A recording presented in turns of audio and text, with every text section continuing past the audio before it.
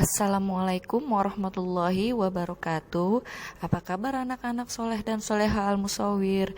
Insya Allah kita semua dalam keadaan sehat walafiat dan selalu dilindungi oleh Allah subhanahu wa ta'ala. Amin amin ya robbal alamin. Sekarang kita akan belajar tema 2, subtema 3, pembelajaran 5 dan 6. Sebelum masuk pembelajaran, saya basmalah dulu. Bismillahirrahmanirrahim. Pada pembelajaran 5 kali ini, kita akan belajar yang pertama menentukan pokok pikiran suatu teks. Nah, yang kedua membuat gambar cerita. Disimak ya. Cara menentukan pokok pikiran suatu teks yaitu dengan mencari informasi. Nah, informasi tersebut dapat ditemukan secara tersurat ataupun tersirat. Informasi tersurat berarti informasi tersebut tertulis jelas dalam teks yang dibaca.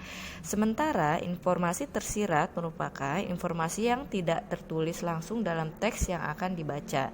Jadi, kamu harus membuat kesimpulan terlebih dahulu untuk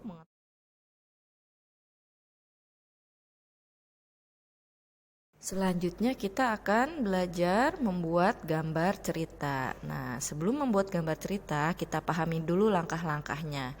Langkah pertama yaitu menentukan tema. Sebelum membuat gambar, pikirkanlah tema cerita yang akan kita buat untuk memberi bayangan gambar apa yang akan dibuat. Lalu, tulislah cerita yang akan kamu gambar. Jika kamu akan membuat gambar cerita berupa komik, tulis cerita berbentuk percakapan.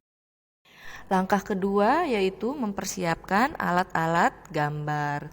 Membuat karya gambar dapat dilakukan dengan teknik kering dan teknik basah. Teknik kering dilakukan menggunakan alat gambar yang tidak memerlukan air, seperti pensil, arang, kapur, dan krayon. Teknik basah dilakukan menggunakan alat gambar berupa cat, misalnya cat air, tinta bak, cat poster, cat akrilik, dan cat minyak. Nah, alat-alat tersebut harus diencerkan menggunakan air atau minyak sebelum digunakan. Sebelum mempersiapkan alat gambar, pilihlah teknik menggambar terlebih dahulu, lalu siapkan alat gambar sesuai teknik yang kamu pilih. Langkah ketiga yaitu membuat sketsa gambar. Pembuatan sketsa gambar memiliki peran penting dalam karya gambar. Jika sketsa yang dibuat tidak maksimal, karya gambar yang dihasilkan juga akan kurang baik. Nah, gunakan pensil untuk menggambar sketsa. Sebaiknya gores gambar tipis dan ringan agar lebih mudah dihapus atau dibetulkan. Kamu juga dapat mencontoh objek sebenarnya sebagai acuan. Langkah terakhir yaitu menyempurnakan dan mewarnai gambar. Karya gambar dapat diwarnai sesuai selera pembuatnya. Sebelum mewarnai gambar, sempurnakan gambar terlebih dahulu. Tebalkan tepi gambar dan hapus garis-garis yang tidak diperlukan. Lalu, warnai gambar dengan salah satu teknik. Perwarnaan teknik kering, misalnya dengan cara arsiran atau gradasi. Pada pembelajaran 6, kita akan belajar mewarnai sketsa dengan teknik tertentu dan menjelaskan akibat tidak bertanggung jawab terhadap lingkungan. Pembelajaran pertama yaitu kita akan belajar mewarnai sketsa dengan teknik tertentu. Nah, ada beberapa teknik mewarnai dalam menggambar, tergantung alat gambar yang digunakan. Nah, yang pertama yaitu diwarnai dengan teknik arsiran. Yang kedua, diwarnai dengan teknik gradasi. Dan yang ketiga yaitu diwarnai dengan cat air. Selanjutnya, kita akan mengetahui akibat tidak bertanggung jawab terhadap lingkungan. Nah, dalam hal ini adalah terhadap sungai. Kita sebagai warga negara atau sebagai masyarakat sebaiknya harus bertanggung jawab terhadap lingkungan sekitar. Nah, sebaiknya tanggung jawab ini harus ditanamkan sejak kecil. Jika warga tidak melaksanakan tanggung jawab dengan baik, maka akan muncul berbagai akibat yang merugikan. Salah satunya adalah sungai yang tercemar.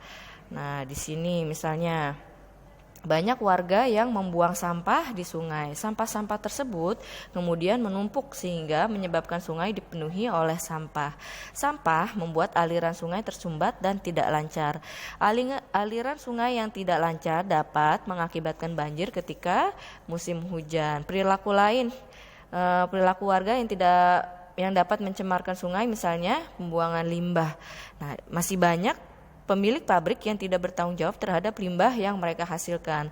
Pemilik pabrik langsung membuang limbah ke sungai, padahal seharusnya mereka bertanggung jawab dengan mengolah limbah terlebih dahulu sebelum dibuang. Limbah pabrik yang mengandung bahan kimia membuat air sungai tercemar dan akan menimbulkan beberapa dampak, misalnya penyakit kulit atau penyakit pernafasan pada manusia. Sampai sini dulu pembelajaran kita hari ini. Mudah-mudahan ilmu yang kita dapatkan bermanfaat dan dapat dicerna dengan baik. Jangan lupa say alhamdulillahirabbil alamin. Wassalamualaikum warahmatullahi wabarakatuh.